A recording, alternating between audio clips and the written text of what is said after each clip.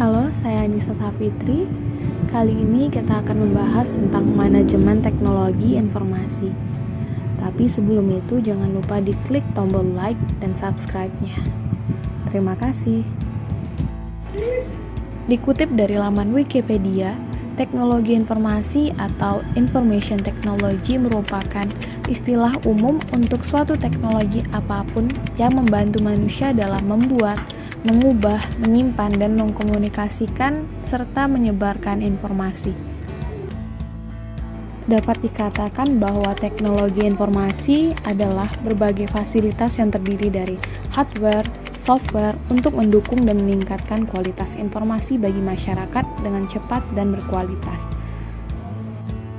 Teknologi informasi dan sistem informasi sangat diperlukan saat ini karena dapat mempermudah arus pertukaran informasi dalam lingkup lokal maupun global.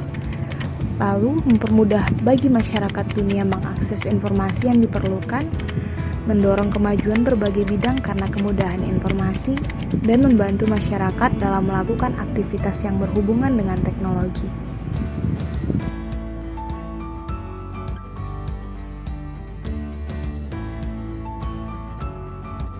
Hardware atau perangkat keras merupakan suatu perangkat ataupun piranti keras yang terdapat pada komputer ataupun smartphone. Dari sifat hardware ini sendiri masih bisa dilihat secara kasat mata, sehingga bisa disimpulkan bahwa pengertian hardware adalah sebagai komponen komputer yang bisa dilihat secara nyata.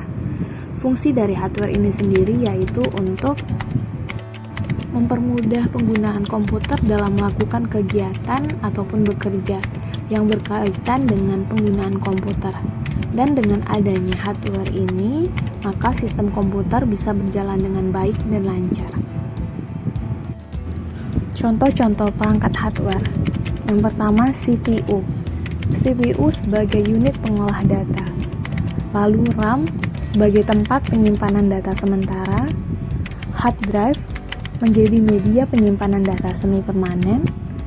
Mouse dan keyboard, perangkat masukan media yang dipakai untuk memasukkan data untuk kemudian diproses oleh CPU. Lalu ada monitor, menjadi alat penampil output yang dihasilkan oleh CPU.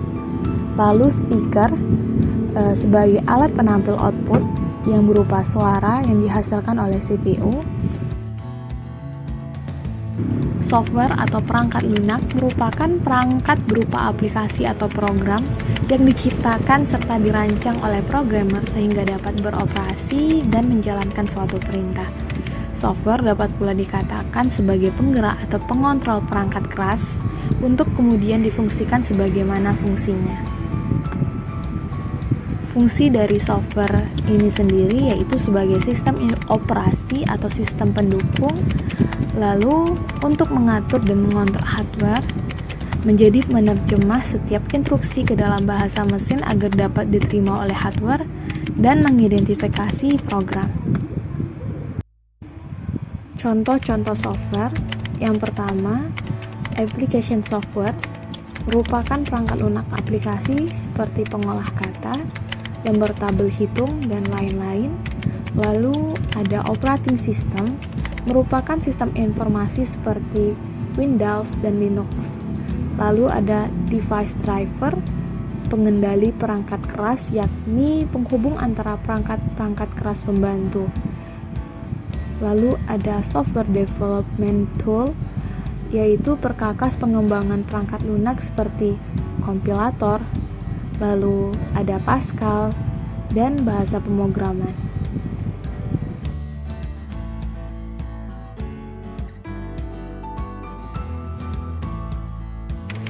Pengambilan keputusan merupakan suatu hasil dari proses mental atau kognitif yang membawa seseorang terlibat ke dalam pemilihan sebuah rangkaian aksi dari beberapa alternatif pemecahan masalah yang ada.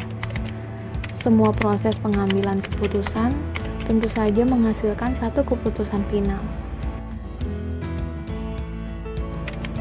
Dalam pengambilan keputusan ada suatu sistem yang disebut dengan sistem penunjang keputusan, atau dalam bahasa Inggrisnya Decision Support System atau DSS.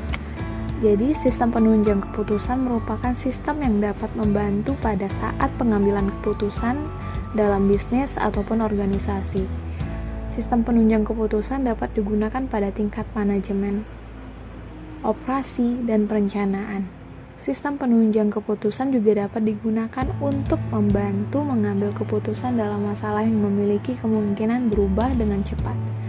Jadi, sistem penunjang keputusan dapat berupa komputer atau tenaga manusia maupun kombinasi dari keduanya. Kombinasi antara manusia dan komputer itu sendiri.